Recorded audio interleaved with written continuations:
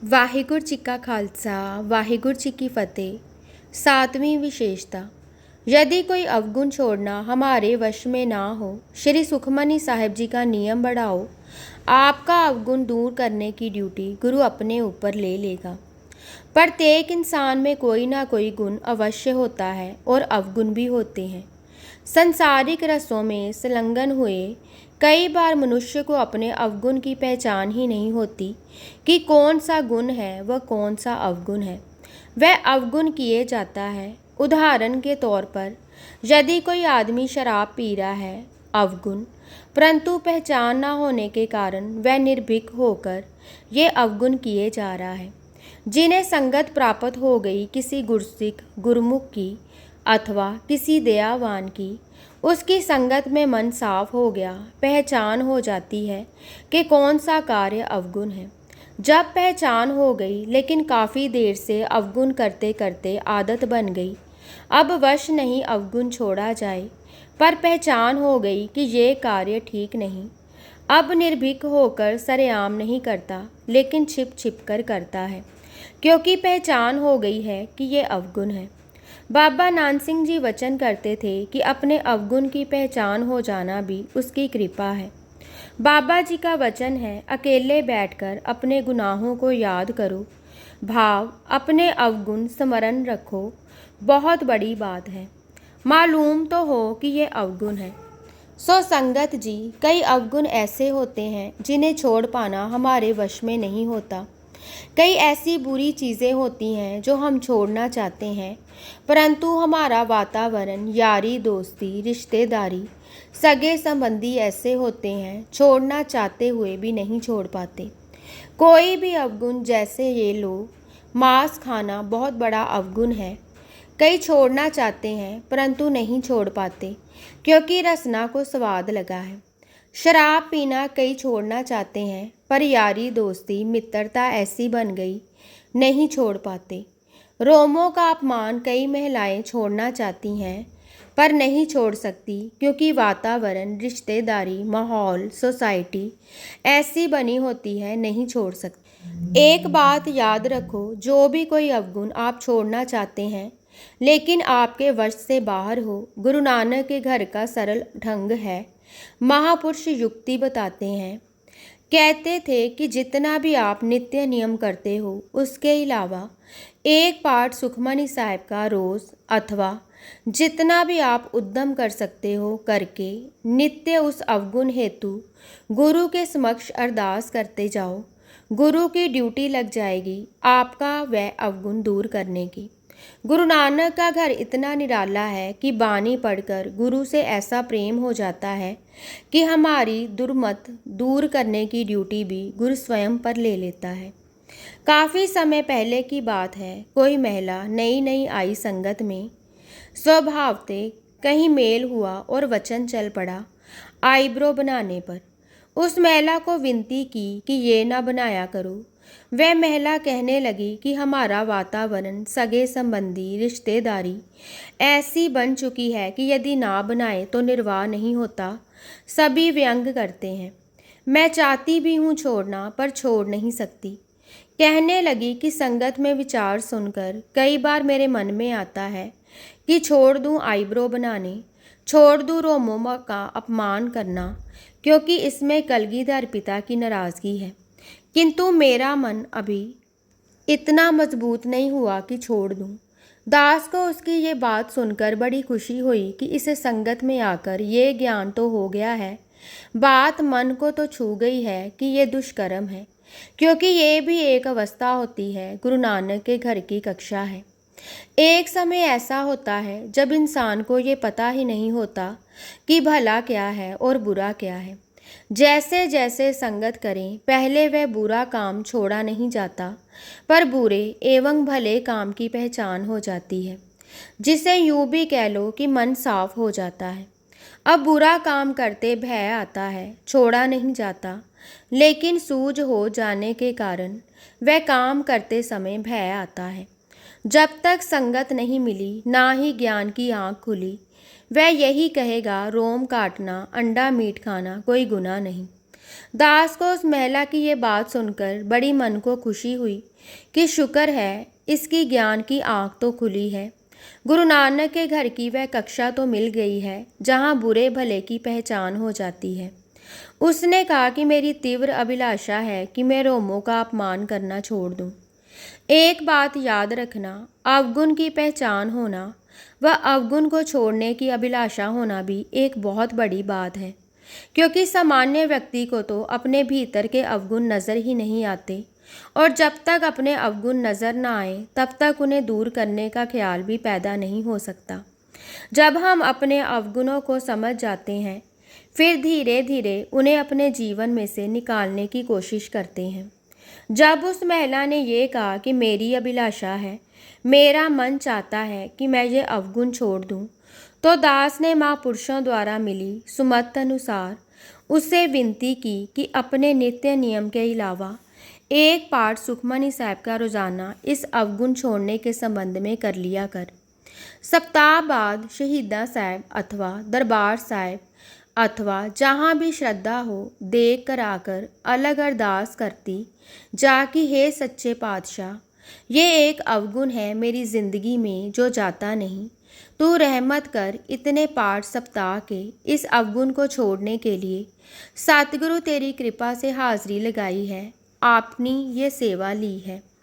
वह महिला इसी तरह प्रतिदिन एक पाठ करके इस अवगुण के लिए प्रार्थना करती रही। देखो गुरु साहिब की विद किसी के घर ये महिला सत्संग पर गई। एक बड़े साधना वाले विरक्त महापुरुष वहाँ आए थे। इसने उन्हें कहा कि मेरे बच्चे मेरी आज्ञा में नहीं है। महापुरुष ने कहा कि घर जाकर शीशे में अपनी शक्ल देखना कि क्या तेरा चेहरा माता साहिब कौर से मिलता है, क्या हो गया है मत को, बच्चे क्या आज्ञा का पालन करें। ऐसी महापुरुष की बात हृदय में लगी कि विद बन गई सुधरने की।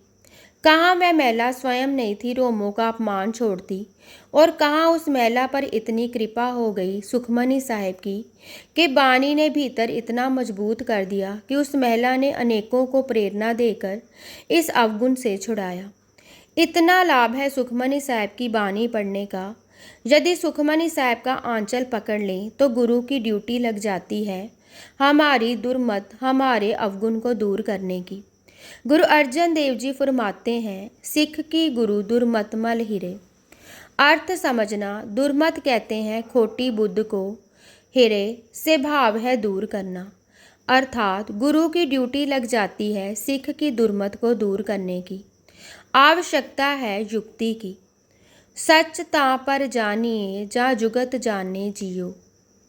दास बानी के भरोसे से उसकी कृपा से दावे से ये लिख रहा है कि जब आप इस तरह युक्ति के साथ अपने नित्य नियम के अलावा सुखमनी साहिब की बानी पढ़कर अपने किसी अवगुण को छुड़ाने के प्रति प्रार्थना करोगे तो सप्ताह नहीं तो 15 दिन, 15 दिन नहीं तो महीना, महीना नहीं तो 2 महीने अथवा थोड़ा और अधिक समय आपका वह अवगुण बानी नाश कर देगी। आपके वह दुष्कर्म जो वह अवगुण आपसे करवाते हैं बानी उन दुष्कर्मों को बदल देगी। निश्चित बात है जब आप बानी पढ़कर गुरु के चरणों में प्रार्थना करते हो कि मेरा अमुक अवगुण चला जाए, लेकिन आपके कर्मों में लिखा है वह अवगुण, क्योंकि ये भी कर्मों की खेल होती है। यदि हमारे कर्मों में लिखा है बेशुमार क्रोध आना तो हम क्रोधी होंगे। यदि किसी के कर्मों में लिखा है कि ये आदमी भरपूर झूठ बोलेगा तो ये अवगुण उसमें होगा। आप कभी नोट करो, कई बार एक ही उदर में से 2 पुत्र जन्म लेते हैं। एक बड़ा सहज वाला होता है जबकि दूसरे का स्वभाव बड़ा क्रोध वाला होता है। ये भी कर्मों की खेल है, परंतु गुरु नानक का घर बहुत बख्शिश वाला घर है, बड़ा ही रहमत वाला घर है। उसके पास कई मार्ग हैं हमारे अवगुण को नाश करने की। वह चाहे तो इन चीज़ों को मोड़ किसी अन्य तरफ मोड़ सकता है, किसी ऐसी चीज़ पर भी डाल सकता है जिसका नुकसान कोई नहीं और हमारा फ़ायदा हो जाता है। दास कई बार जब इतिहास पढ़ता है तो ऐसी ऐसी निराली बीती बातें पढ़ने को मिलती हैं कि सोचने से भी परे होती हैं। दास संत विसाखा सिंह जी का इतिहास पढ़ रहा था। बड़ी हैरानी हुई जिसे आप जी के साथ व्यक्त कर रहा हूँ। एक बार किसी गुरसिख प्रेमी ने संत विसाखा सिंह जी को निवेदन किया कि हमारे घर भोजन ग्रहण करो। महापुरुष कहने लगे कि पहले 200 पाठ जपजी साहब के कर फिर आएंगे, क्योंकि सच्चे संत महापुरुषों की यही भेंट होती है। उनकी यही भावना होती है कि कोई किसी तरीके से बानी से जुड़ जाए। उन्हें अन्य कोई संसारिक लोभ नहीं होता। वह भी कोई प्रेमी था। अंत मरण से आकर्षण था कि महापुरुष मेरे घर किसी तरीके से भोजन ग्रहण करें। थोड़े दिनों के पश्चात 250 पाठ करके फिर महापुरुषों के चरणों में जाकर विनती की कि महापुरुष जी मेरे घर भोजन ग्रहण करो। महापुरुषों ने मंजूरी दे दी। जिस दिन महापुरुष उस प्रेमी के घर भोजन ग्रहण करने गए, 4-5 शरीर और भी उनके साथ थे। बड़े प्रेम से उसने सभी को भोजन करवाया। भोजन करने के पश्चात नम्रता सहित विनती की, महापुरुष जी आपसे एक भीख मांगनी है। महापुरुषों ने सोचा धन मांगेगा या औलाद मांगेगा या कोई अन्य शारीरिक कष्ट होगा, उसकी विनती करेगा। लेकिन उसकी विनती सुनकर चकित हो गए जब उसने कहा, महापुरुष जी मेरी अरदास कर दो कि मेरा स्वभाव सहज वाला हो जाए, शांतमयी हो जाए, क्योंकि मुझे क्रोध बहुत आता है। जब मुझे गुस्सा आता है तो पता ही नहीं लगता, वह आपे से बाहर हो जाता हूँ।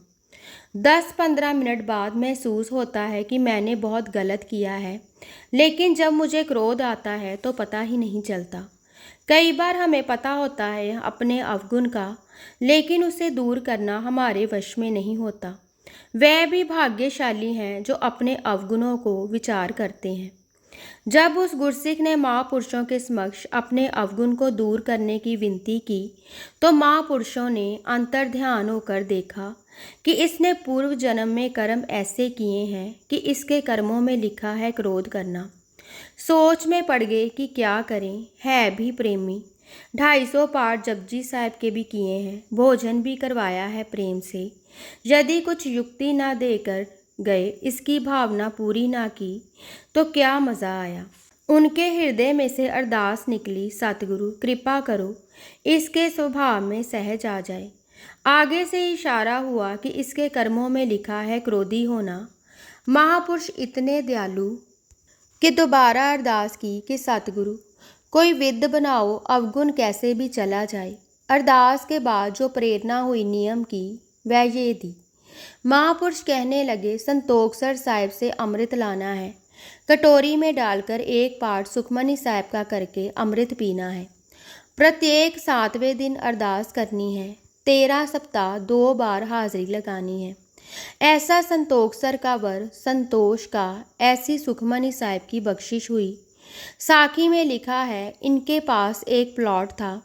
इनके पड़ोसी ने अपने प्लॉट की दीवार 3-4 इंच इनके प्लॉट में रख दी थी। परिवार कहता है कुछ करो, परंतु उस क्रोधी पर इतनी कृपा हो चुकी थी और कहता था जगह साथ जानी है, कोई बात नहीं, 4 इंच इधर क्या और उधर क्या। सुखमनी साहिब की बानी ने क्रोध के अवगुण को समाप्त कर दिया था।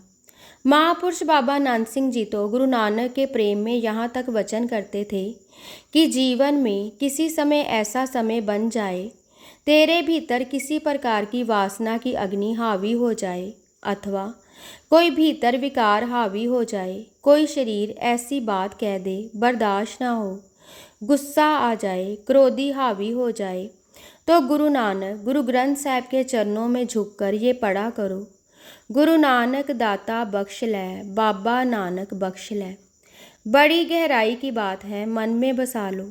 जब भी भीतर अंधेरी चल पड़े वासनाओं की, विकारों की, नियंत्रण से बाहर हो जाओ, झुक पड़ो सतगुरु के चरणों में, फिर देखो कुछ समय में ही कैसे होता है, कैसे पहुंचता है, कैसे भीतर शांति प्रदान करता है। बाकी भाग अगले भाग में सरवण करें। वाहिगुरु जी का खालसा, वाहिगुरु जी की फतेह।